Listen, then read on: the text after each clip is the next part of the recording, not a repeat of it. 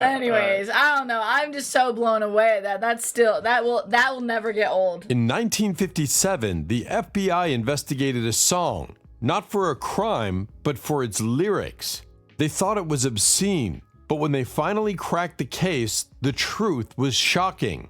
So why was this song so dangerous? Stay with me. 20. The Old Dope Peddler. Tom Lehrer, 1953. What if I told you a song about a drug dealer became a cult favorite? Not because people supported it, but because it was banned so aggressively that curiosity exploded. Tom Lehrer wasn't your typical singer. He was a Harvard-educated satirist with a sharp tongue and a knack for getting under people's skin. His song The Old Dope Peddler was pure sarcasm, painting a friendly neighborhood drug dealer as just another hard-working businessman. He gives the kids free samples because he knows full well that today's young innocent faces will be tomorrow's clientele. That's an actual lyric. You can imagine why radio stations wanted no part of it. But here's the twist. The more they banned it, the more people wanted to hear it.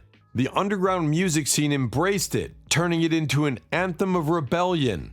Lehrer himself once joked that his songs were for drunks in the back of the room, but in reality, he was poking fun at a society that pretended to be wholesome while sweeping its problems under the rug. And get this, decades later, his work became required listening in college political satire courses. I was a teaching fellow at Harvard, and I used to write these songs for my own amusement. The same song that was once too dangerous for radio, now it's taught in schools. 19. Old Man Adam. The Sons of the Pioneers, 1950. A song so ahead of its time that the government wanted it gone. A track so controversial that some labeled it unpatriotic. But what did it actually say? And why was it feared so much? In the early 50s, the world was on edge. The atomic bomb had just changed warfare forever, and tensions between the US and the Soviet Union were boiling over. So when a song like Old Man Adam came along, talking about the dangers of nuclear weapons, authorities were not happy. The lyrics? He's got no heart, he's got no soul.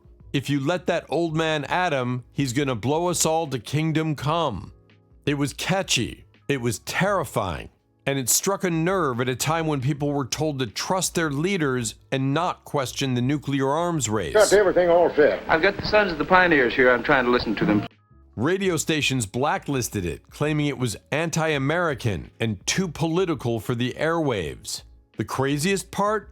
Despite being banned, it sold over 100,000 copies. The more authorities tried to suppress it, the more the message spread. And here's where things get even wilder. Years later, the song made a comeback in protest during the Cold War. The same track that was silenced in the 50s became an anthem for nuclear disarmament movements.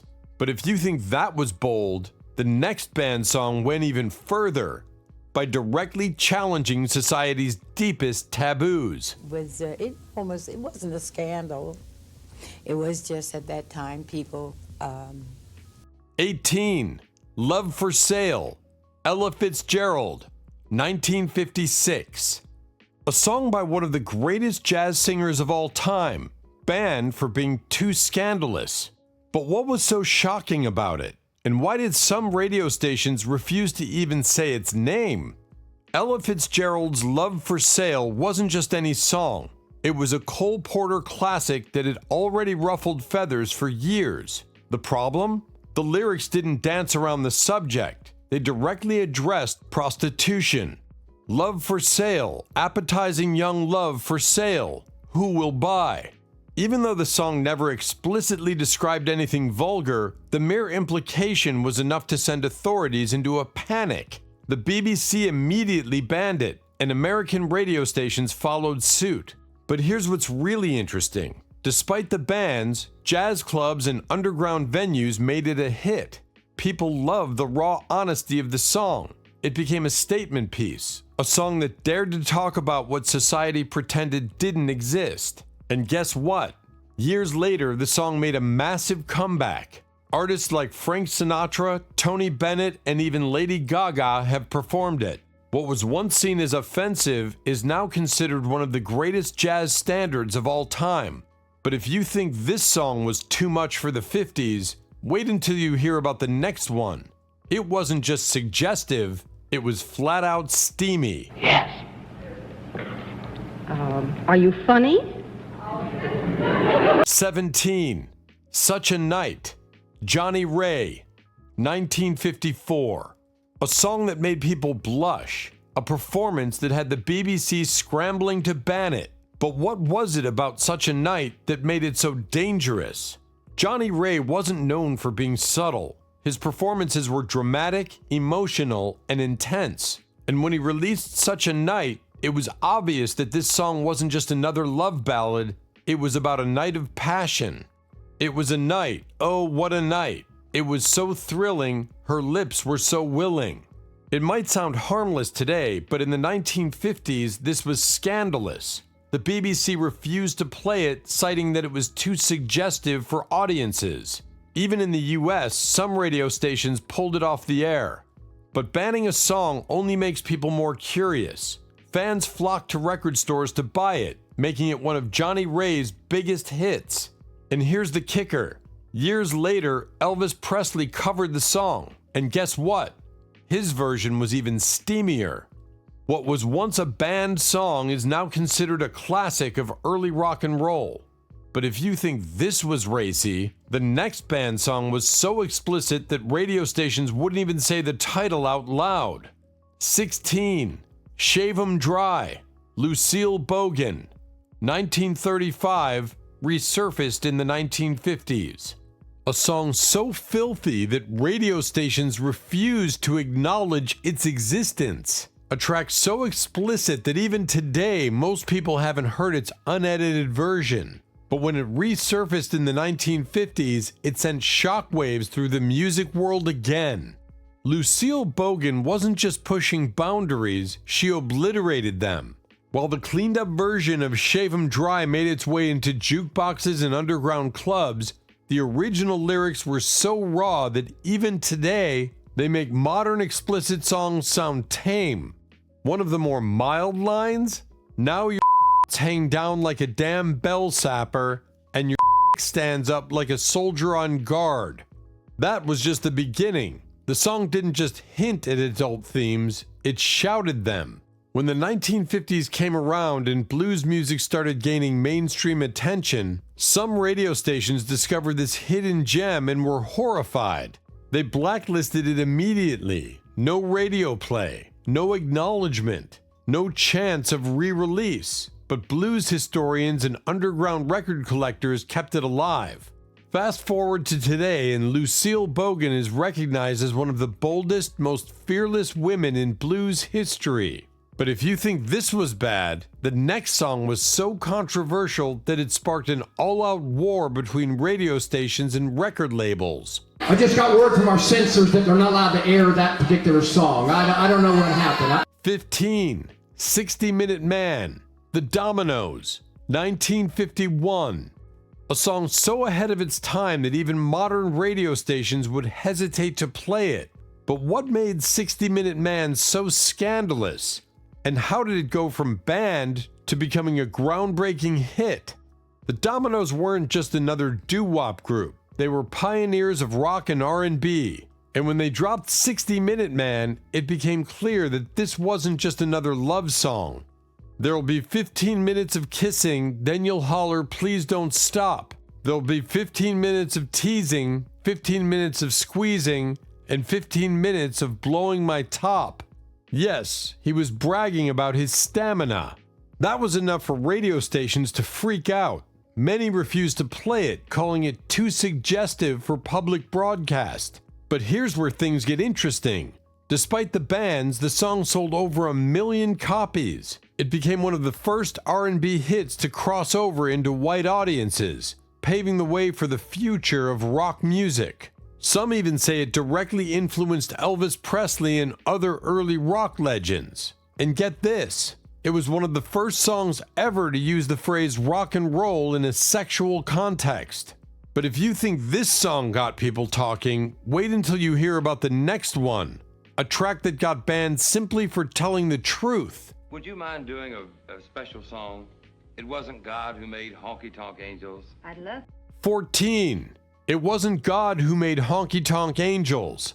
Kitty Wells, 1952.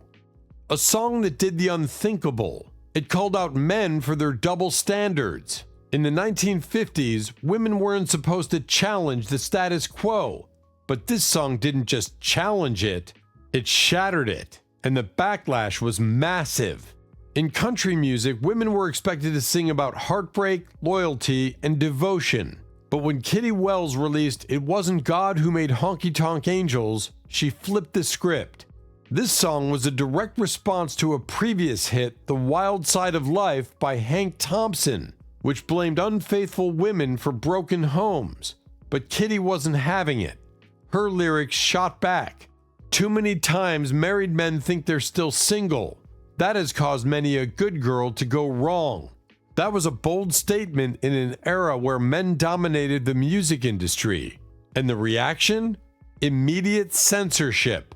NBC banned it from their radio stations, calling it too controversial for public airwaves. The Grand Ole Opry, one of country music's most sacred institutions, refused to let her perform it. But the fans? They loved it. The song became the first ever #1 country hit by a solo female artist, paving the way for future legends like Dolly Parton and Loretta Lynn.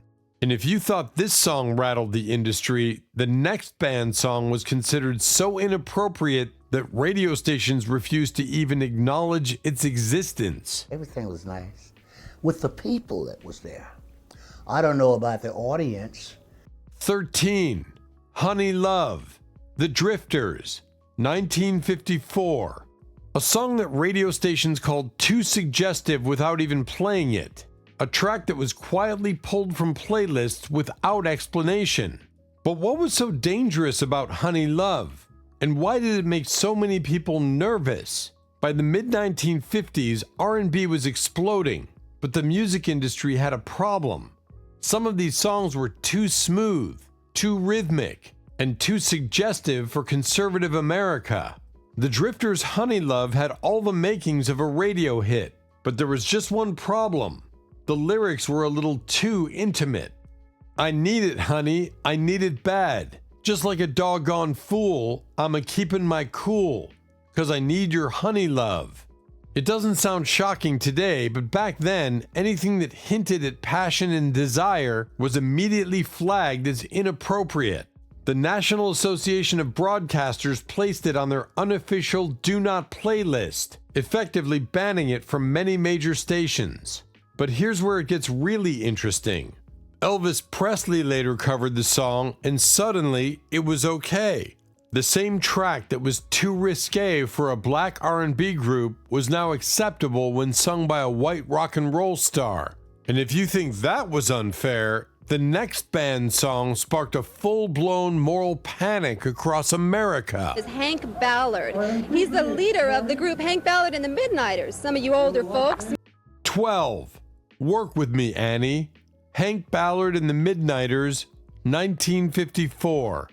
A song so scandalous that it didn't just get banned, it triggered a wave of copycat songs and even an official government crackdown on dirty music. But what made Work With Me, Annie such a threat? By the 1950s, record labels had mastered the art of sneaking suggestive lyrics into catchy R&B tracks. But Hank Ballard and the Midnighters? They weren't sneaky at all. They said it outright. Annie, please don't cheat. Give me all my meat. It wasn't subtle, and it didn't try to be.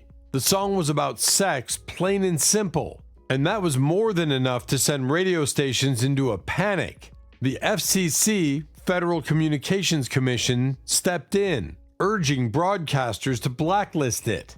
But the ban only made the song more popular. Young people flocked to buy the record, and within weeks, it became a massive underground hit. Here's the craziest part. The song was so infamous that it spawned an entire Annie series. The group followed it up with Annie Had a Baby and Annie's Aunt Fanny, both of which were also banned.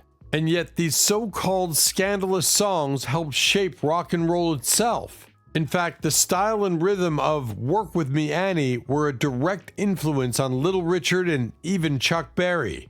But if you thought this song was risky, the next one got banned without even having lyrics. Very big hit record gone by, a thing called Rumble, and they're working on another. This is one of the biggest instrumentals of the day. 11. Rumble. Link Ray and his Ray Men, 1958. A song with no words, no explicit content, no controversial message, and yet it was banned in multiple cities. Why? Because authorities feared it could turn teenagers into criminals. Yes, you heard that right. An instrumental rock song was banned for being dangerous. Rumble by Link Ray wasn't just any guitar track. It was raw, aggressive, and packed with attitude.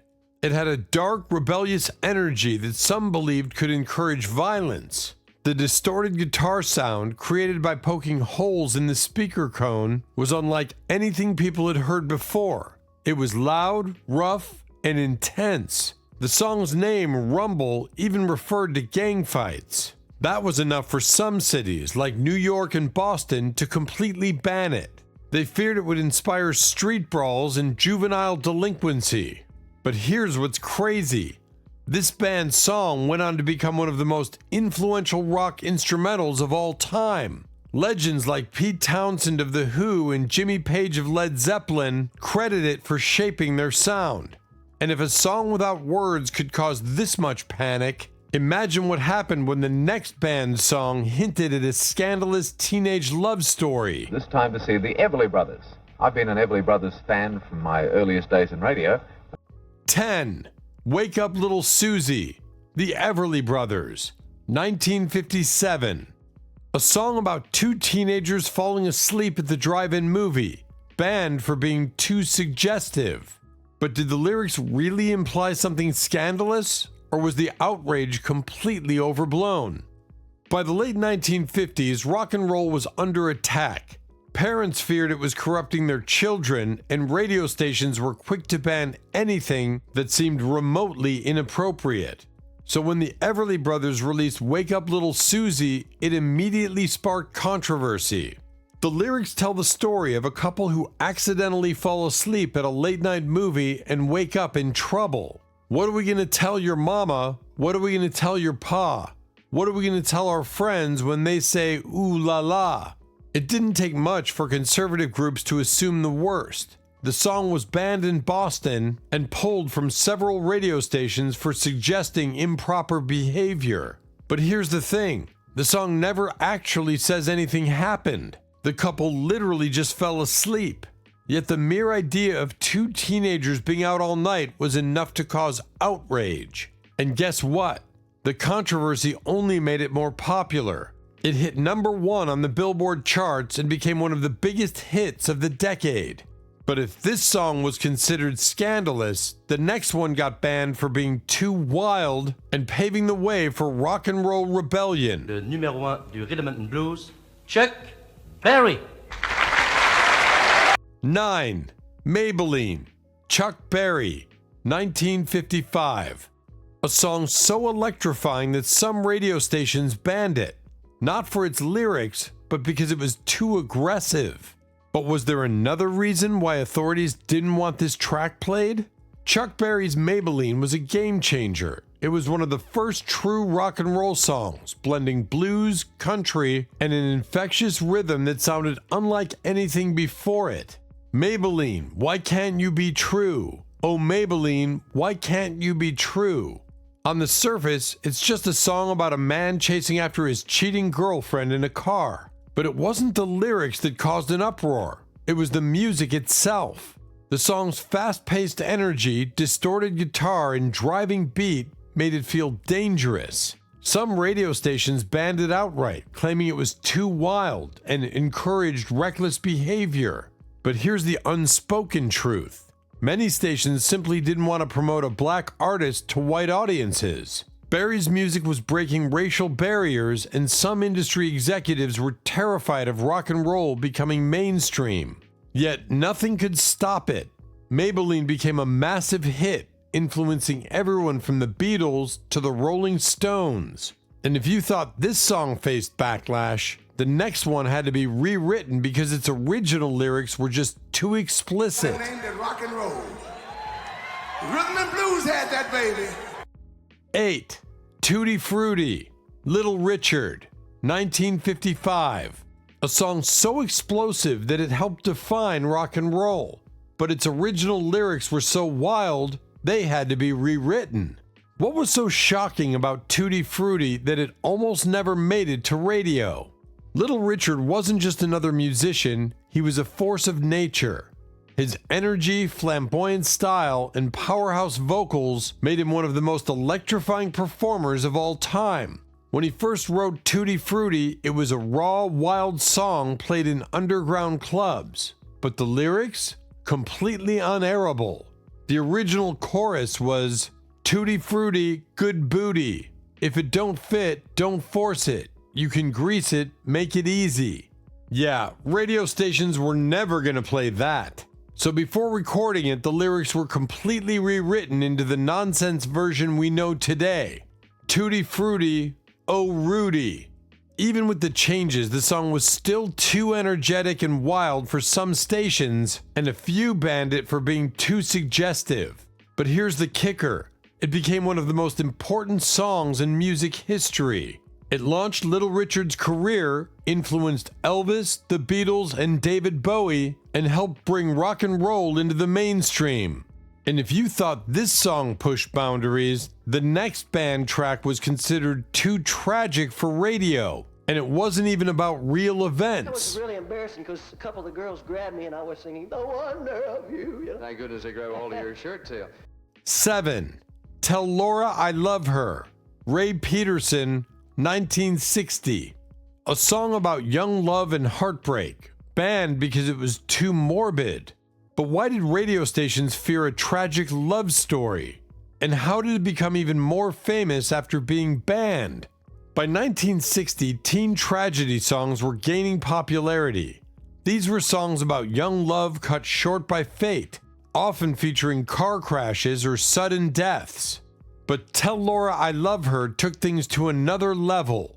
The lyrics tell the story of a boy named Tommy who enters a car race to win money for a ring, but dies in a fiery crash. His final words? Tell Laura I love her. My love for her will never die. It was heartbreaking, cinematic, and deeply emotional. But some radio stations saw it as too depressing and inappropriate for teenagers. In the UK, Decca Records actually destroyed thousands of copies to prevent it from reaching listeners. But here's the crazy part. The ban backfired spectacularly. People rushed to buy the record anyway, and it became a massive hit. It paved the way for other dark-themed hits like Leader of the Pack and Last Kiss. And if you thought banning a song for being sad was extreme, the next track was actually investigated by the FBI because they thought the lyrics were obscene. And the band have such a history, here in Portland, of course, the song itself recorded here in the city. 6. Louie, The Kingsman, 1957. A song so misunderstood that it triggered an FBI investigation. But was there actually anything obscene in the lyrics? Or was this all just mass paranoia? By the late 50s, rock and roll was already being viewed as a dangerous influence on youth.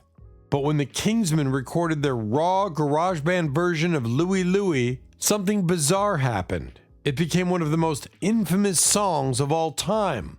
Why? Because no one could understand the lyrics. The original was a Caribbean sailor's love song, but the Kingsmen's mumbled, slurred vocals made it impossible to decipher. This led to a wild conspiracy theory. Parents, teachers, and religious groups became convinced the song was hiding obscene, secret messages. Some even claimed that if you slowed it down, you could hear dirty words. The panic got so bad that the FBI launched a 31-month investigation into whether the song violated obscenity laws. but after analyzing it, their final report concluded unintelligible at any speed. Yep, they banned a song because they thought it might be dirty, even though no one actually knew what it said. Despite the controversy, or maybe because of it, Louie became a rock anthem covered by hundreds of artists and still played at sporting events today. But if this song made the government panic, the next one was banned because it was literally about crime and violence. Bobby Darren singing Mac the Knife. Let's have a nice hand for her. 5. Mac the Knife, Bobby Darren, 1959. A song about a smiling serial killer banned because it was too violent for radio. But how did it go from controversial to one of the most celebrated jazz hits ever? Mac the Knife didn't start with Bobby Darren. It was originally written for a German opera in the 1920s, but when it was translated into English, the song took on a dangerous edge. The lyrics tell the story of McHeath, a cold-blooded killer, casually describing his murders, robberies, and body dumps.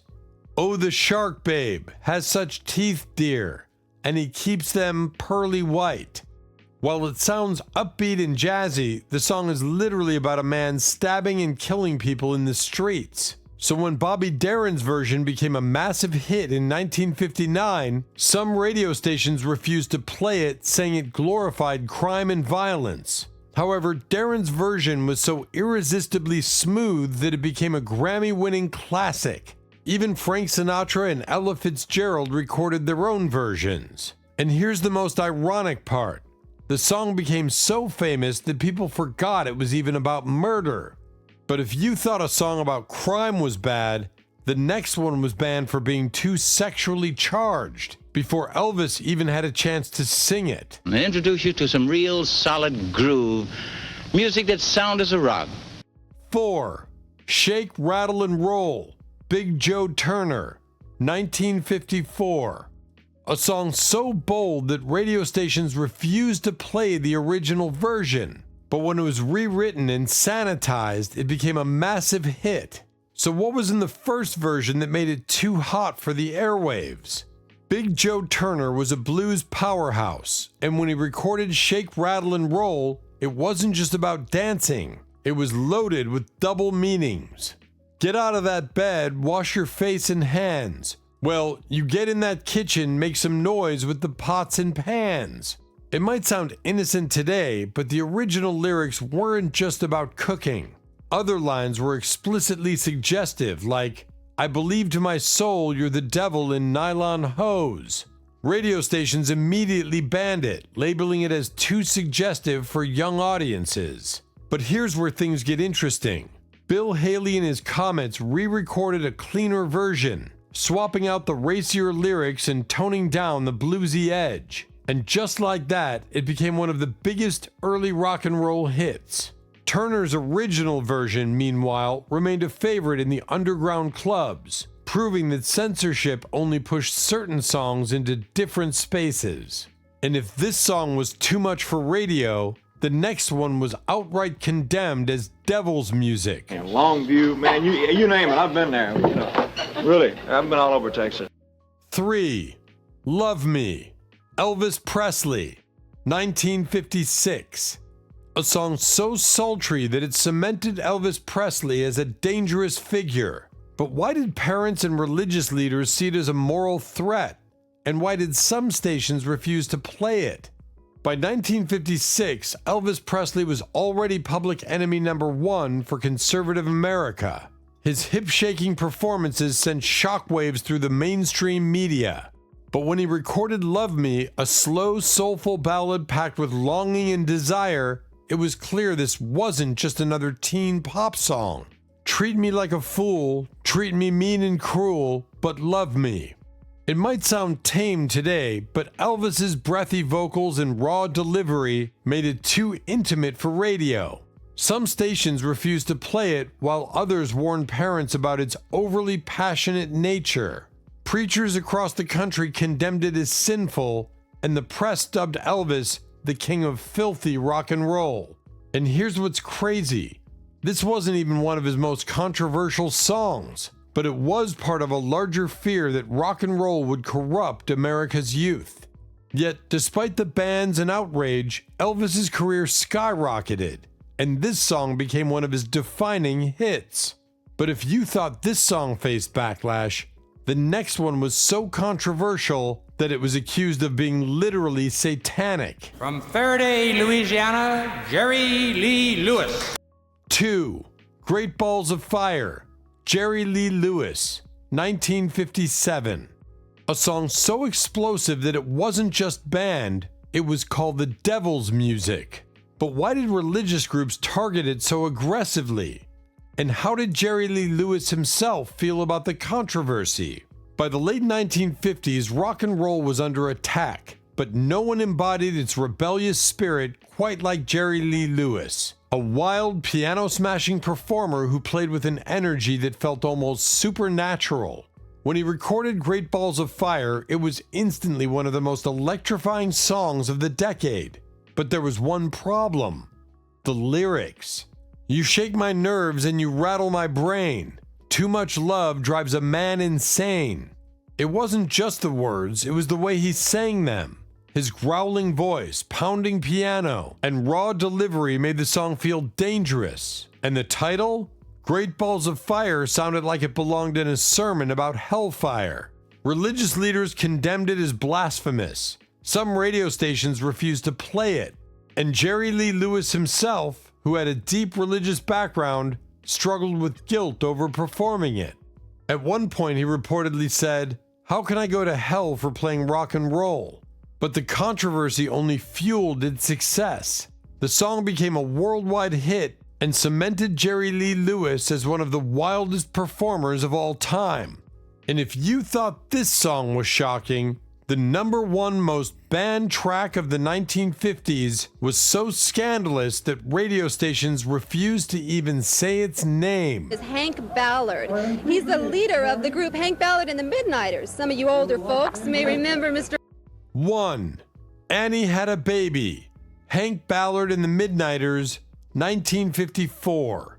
A song so controversial that radio stations wouldn't even mention its name. A track that was banned across the country, not for what it said, but for what it implied.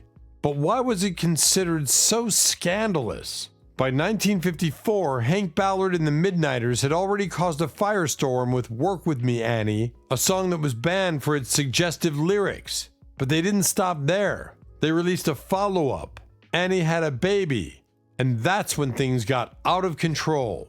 The song picks up where the first one left off. Annie, the mysterious girl from the earlier hit, is now pregnant. The lyrics are simple but packed with implication. Annie had a baby, can't work no more. The entire song revolves around how Annie's life has changed, and while it never outright states anything explicit, everyone knew exactly what it meant. That was enough for radio stations to ban it nationwide. They refused to let any mention of teenage pregnancy be played on the air. Some stations even went so far as to act like the song didn't exist. But here's the irony. Despite being banned, it became a massive hit. The song was passed around through jukeboxes, underground clubs, and word of mouth, proving once again that censorship only makes people want something more. And that's how a simple R&B track became the most banned song of the 1950s. If you thought this was wild, wait until you see what got banned next. Click here to watch more insane music scandals. Like, subscribe, and hit the bell so you never miss another deep dive into music's most controversial moments.